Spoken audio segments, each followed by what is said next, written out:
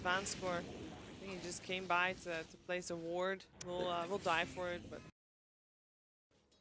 should be good. Has it been 3 games of Terrorblade in a row for Illidan? And we did have the 2 different Illidans show up, so who knows which one it is this time, right? That's a good point.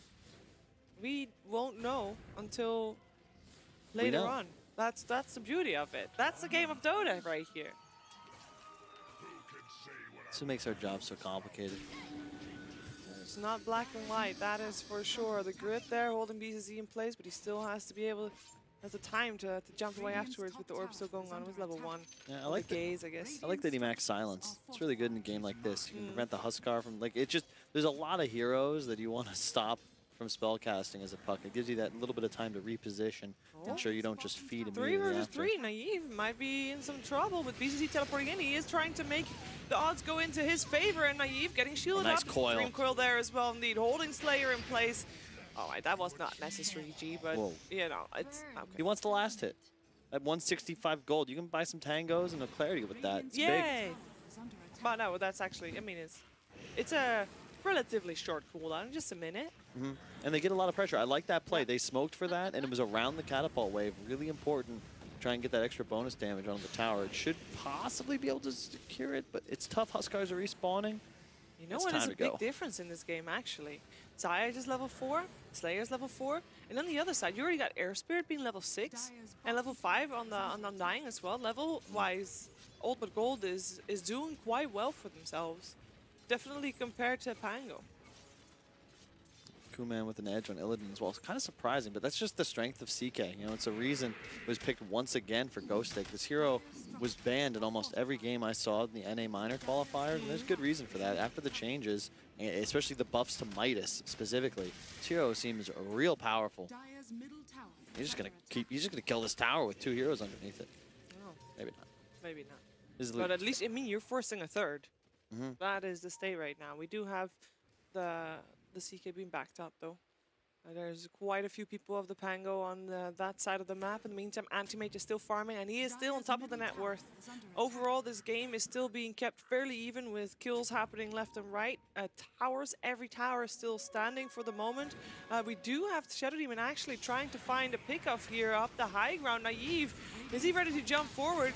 He will indeed jump forward with the stun actually missing for that. Will Valor live? No, he will not, but neither will that Huskar from Naive. And now Ghostic having that magnetize on him actually hurts with G this time hitting the stun. 2 for 1, worthy trade for sure for Old But Gold, but Kuman coming in looking for a kill on the G. The Mana Void not actually doing enough damage, and G will end up dying to the Shadow Poison of Zayaj.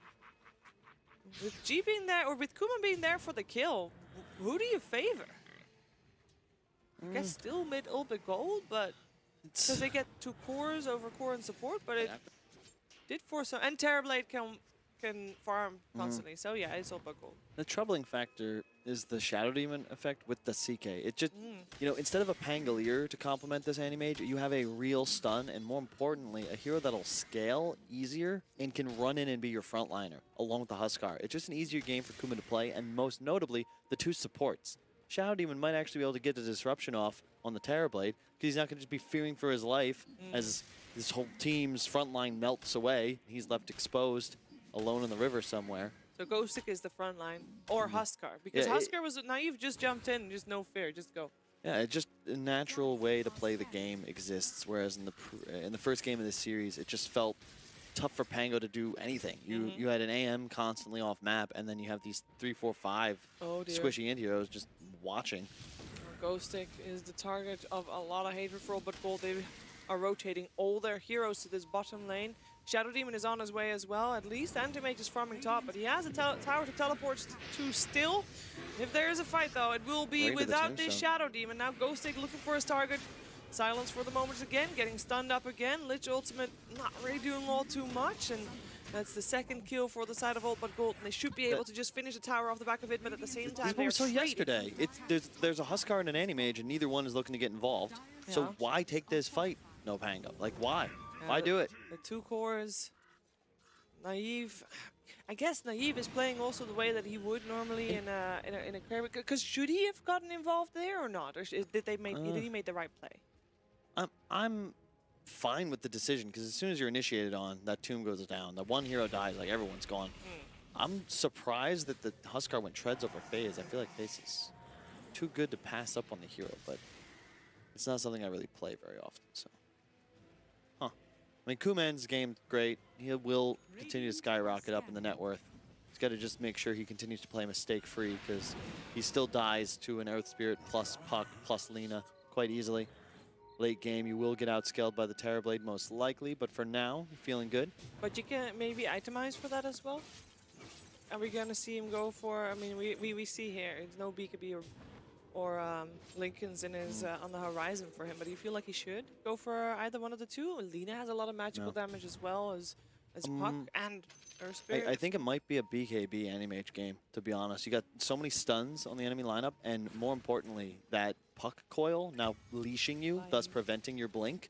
The AM versus Puck matchup is a lot different than newer viewers might be used to seeing, because, you know, for 10 years or so, you just see this guy blink away, get stunned, but he'd be hiding in the trees somewhere. Anymore. Exactly, and it lasts quite some time. Yeah. I think you hit a timing with like 4th item BKB on the AM. Your CK is pretty fat, and you end up hard initiating, and there's no real counterplay from the Dire lineup. You don't have any pure save, nothing to peel anybody BKB away from your allies, unless, of course, you get an Ags up on Puck, but I expect that will take some significant time to come online. Oh, indeed. A little bit of a break from all the action here in this. Okay, never mind. They do get the tower denied on the side of Old But Gold. They might actually have to pay with BCZ's life, but he does jump forward on his Puck, and now also Illidan rotating in to try and help out and kill off Kuman, because if they can catch this anti-mage, that would be huge. Ooh, that Lich Ultimate is actually doing a lot, Kuman. Dream Coil misses. So Kuman has another blink available in a second. He's actually going to show himself, not a void, to make sure that BCZ is not going to give chase, and Kuman is fine. Slayer's life, wow, what's worth it? He's still finding a target, though, with the Yules up in the air from Kuman. The stun to follow up. There's no escape as the Laguna Blade will take him out. That was a bit overeager by Kuman. He was going to try and teleport out. He wanted to farm in back towards the left and be efficient and hit his bottom shrine and root, but like the Lina's not showing. Is it really worth that risk? I would have much preferred to see him just TP bottom shrine. It's one of those scenarios where, yeah, maybe only 20–30% of the time will the Lina be there killing you, but yeah, you make it easy for him. It's a big kill. You were ahead, but AM loses a lot of time. Space for Illidan to get himself back into fighting shape here, moving into the 2nd position on net worth. And a big kill for G as well. He got a level off that. Yeah, he rotated in and made it worth it. In terms of Roshan, surely Pango should have tried to secure it. Yeah, they have a Huskar. Isn't that quite good against Roche? BZZ getting gazed. Still gets a phase shift off, but no blink for him. Vanscore did try to help out, put the tombstone up as well. G is close by as well, but they're outnumbered. Careful. I mean, you have to be so careful. Anti-mage in the meantime in the bottom lane is taking a large amount of damage, but might be able to hide near the tower. Yeah, but they're just baiting this tombstone. And that's why it's questionable to me that they pop the ult there on Ghost Stick. Like, I mean, heads up play, you expect maybe Old But Gold would chase there, but they recognize once the cooldown gets popped, you can't invade the enemy side of this terrain, and you never want to walk into a high ground tombstone. So the Pango make a wise decision, just go finish off that top tier 2. You know, we can call them gold if you want. I like calling them old. Okay, I think old's more acceptable. Oh. Or more relevant, I suppose. Fair enough. I mean, how long has the BZZ Pugnus set been a meme? I mean, it's been quite a long time. Terrorblade is not, yeah, now he is. He's actually teleporting to the shrine. They're going to try to catch more than just the Lich on the side there. Another support should go down here with the Dream Coil being used. Yes, Illidan will just be here to farm instead. 2 supports for that is nice as well, and they did keep their tower defended as well. Yeah, but you can see the gold advantage did not change because they were just losing supports. Yeah. And something that I bring up probably once or twice an event, they have changed the net worth comeback gold differential, and it's now about individual hero net worth on the Slayer versus the Slain, whereas previously it was on the team net worth disparity. Yeah. So when you kill off these low net worth supports, it just doesn't affect the bottom line nearly as much as it would have in the past. Small comfort for supports, because they'll still end up dead, though. But every little bit helps. Also, the in terms of the net worth disparity between these teams, there's only 2K difference. And actually, Naive hereby looking for GG. That's Yule's off instead. There's a Lich close by as well. This Saruman GG is just trying to hide. It is nighttime, but it's not going to be enough. He didn't, I don't know, that was a little bit of pathing going wrong right there. That's a bad part of the map for me as well. I know how G feels about that area. Yeah. Pathing and item dropping even can be a bit complex. Yeah, I remember. Yule Scepters.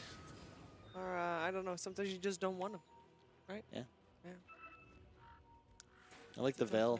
Is he? Yeah, he's going. No, he's going Atos on the Undying. Ooh.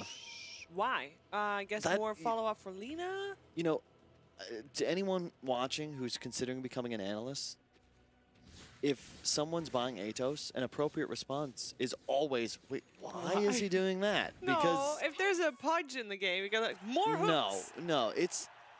If there's an Ice Path, more Ice Paths on point. I challenge you to find a scenario where Atos is the item you want. Like, you drop a scenario where there isn't a better item. There's always a better item than Atos. It's too damn expensive. Oh, actually, BZZ, he jumped forward, gets cased instantly, does get the silence up. Nice coil. Dream coil up on 3. Goes against the Gleep, gets out of that though. Laguna Blade, that is a Lich down, but he balled back. He is going to be back in this fight anytime now. Kuman, he'll focus that Tombstone first. And Illidan joining this fight as well. He has to be careful, still has that ult up if he needs. So Navi. 1 for 1 now as the Slayer is back. Kuman, ooh, Mana Void. I'm not sure what that was the play. He still had a lot of mana on that puck though. Lich ultimate flying through. The fight's kind of dying down with nobody really getting the result they wanted. A lot of resources expanded for this, but I mean, at some point you just gotta let it go. What a weird fight. Yeah, what was it, 2 for 1? Yeah, with the Lich buying back. 1. Value Shrine by Ultimate Gold, and Pango is going to use their own shrine in their top jungle. Not worth the buyback.